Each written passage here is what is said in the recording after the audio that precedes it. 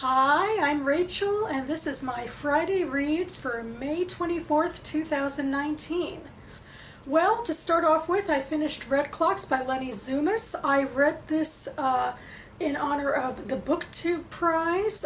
Right now it is on the quarterfinal list for the BookTube Prize. And on Sunday, Robert at Barter Hordes is going to be announcing which books make it to the semifinal list, where we whittle 24 books down to 12.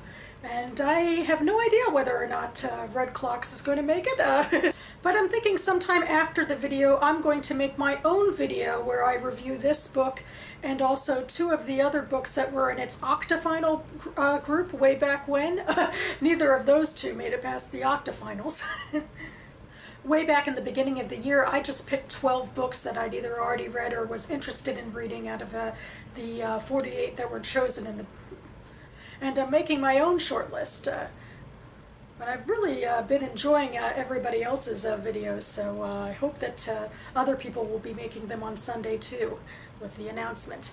But anyway, just to do a quick thoughts about this book for now, I liked it. I guess I didn't like it as much as I thought I would. I thought that the conceit that Zumas had of having the chapter titles be by the self-professed titles of the women involved, like we had the daughter and the biographer and the wife and the mender. I thought that didn't work. I thought it was contrived. It made it sound really hoity-toity when I thought the parts of this book that worked the best were the ones that were really down to earth and treated the characters like people.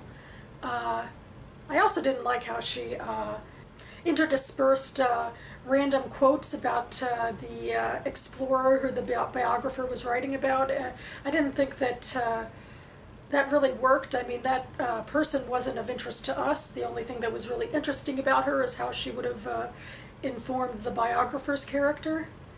And I have mixed feelings, I suppose, about the style. There's a very in media res style to this. It's a lot like The Incendiaries by R.O. Kwon, in that it just sort of throws you into the characters' minds with very little physical description and very little context about what they're talking about and thinking about.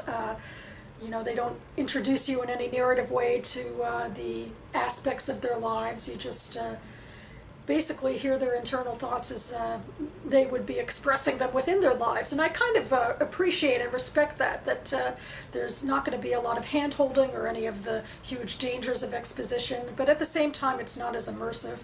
But at least she used quotation marks. So I'll give her that. And I thought that, I mean, the commentary worked well when she introduced the world-building aspects of the types of laws that this government had put into place and how that affected women. So I guess, yeah, mixed feelings, and I'll be talking more about it in a couple of days in my official review. Next, I picked up and am about 100 or so pages into this short story collection, New York 1, Tel Aviv 0 by Shelly, Oria. This has been on my Goodreads TBR for years, and it finally made it to the top of the list just in time for May, which is a hybrid month of sorts. It is Jewish American Heritage Month and also National Short Story Month. And in fact, sometime before the end of the month, I will be co-opting a tag that I saw on Steve Donahue's channel, although I don't think he started it, about short stories, and I'm going to be doing it about Jewish American short story writers. And I'm counting this, although technically Shelly Oria is Israeli, but for a while she was in New York, as the title might suggest. This is also the title of the first story in this collection. And it's kind of similar to the last book I talked about. There's a very in media res style to this collection. It's mostly feelings and not a lot of place setting. And I have even more mixed feelings. Because sometimes I feel like that works better for me in a short story where, you know, you can be experimental for a little bit and then it goes away rather than having to, you know, keep it going for chapters and chapters. But always, as always, my favorite stories in this are the ones with the most meat on the bones, the ones with the most graspable situations that aren't just a bunch of thoughts in people's heads about relationships, the ones that are about the most people in a relationship, so you have the most amount of characters and the most amount of stuff going on between people and life pursuits going on. But unlike Leni Zumas, Shelly Oria actually doesn't use quotation marks, so I am counting that against her. It's just so hard to follow. Anyway, coming up for me this weekend, as is the case for many Americans, I believe, is the commemoration of Memorial Day, where we get a 3-day weekend. And I'm intending to use that time to do a significant chunk of reading. Although I will be leaving my condo for a day, I believe, to go to Baltimore to my parents' house. We have some family friends visiting, but I'll see what I can do around that. Because after I finish the short story collection, I have 2 books that I'd really like to get through, and I'll start by talking about this one. This is The Gunners by Rebecca Kauffman. I actually received this as an ARC last year.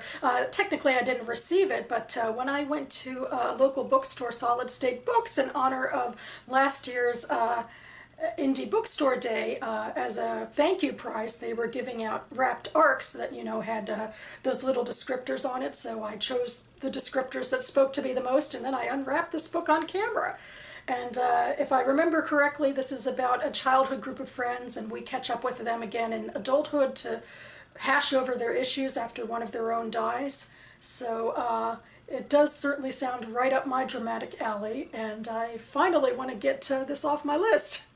And then, finally, I have this book. This is The Fox Hunt, a refugee's memoir of coming to America by Mohammed al-Samawi. And I am reading it for my book club, which is meeting next week. And I will read from the flap. Born in the old city of Sana'a, Yemen, to a pair of middle-class doctors, Mohammed al-Samawi was raised as a devout Muslim and taught to think of Christians and Jews as his enemies. But when Mohammed was 23, he secretly received a copy of the Bible, and what he read cast doubt on everything he'd previously believed. After connecting with Jews and Christians on social media and at international interfaith conferences, Mohammed became an activist, making it his mission to promote dialogue and cooperation in Yemen. Then came the death threats, first on Facebook, then through terrifying anonymous phone calls. To protect himself and his family, Mohammed fled to the southern port city of Aden. He had no way of knowing that his new home was about to become the heart of a North-South civil war, and the battleground for a well-funded proxy war between Iran and Saudi Arabia. As gunfire and grenades exploded throughout the city, Mohammed hid in the bathroom of his apartment and desperately appealed to his contacts on Facebook. Miraculously, a handful of people he barely knew responded. Over 13 days, 4 ordinary young people with zero experience in diplomacy or military exfiltration worked across 6 technology platforms and 10 time zones to save this innocent young man trapped between deadly forces. This is the story of an improbable escape, as riveting as the best page-turning thrillers. The Fox Hunt reminds us that goodness and decency can triumph even in the darkest circumstances. So yeah, this is very intriguing, very different from my book club. We mostly focus on fiction and memoirs, but by Jewish people usually, and more directly on the Jewish experience. But I suppose this is adjacent to the Jewish experience, since part of it is about this activist reaching out to Jews and Christians and forming a dialogue. And I have to say, I think in a way that's the most impressive part of his backstory, or at least, the summary of his backstory to me, is that he was able to make such a change like that, to really challenge his beliefs. And I think that's inspirational for all of us, to reach into our blind spots and our biases, and to see if we can understand the world from other people's points of view. I think this is going to be educational and very interesting talk with the group, I hope. So that about covers it for me now. It's been a sort of eyes bigger than stomach week for me in terms of reading. I just keep on wanting to pile more and more stuff into my TBR. Like, I'm having a post-Game of Thrones malaise and wanting epic fantasy with complex political realities and dragons, so suddenly I'm really interested in The Priory of the Orange Tree by Samantha Shannon. And Thomas at SFF 180 just reviewed a sci-fi book that immediately caught my attention for its sociological issues, so I'll link that video down below. And just last night I went to a Yiddish cinema event, and I came out of it thinking, I really want to read a biography or maybe her own memoir of Molly Picon, the famous Yiddish theater actress of roughly 100 years ago. But I already have so much to read on my bookshelves, and yes, I already placed several books on hold today at the library for next month's reading, because I'm continuing with the BookTube prize list, and also I have another book club book to read as well to get from there, so see, I'm justified.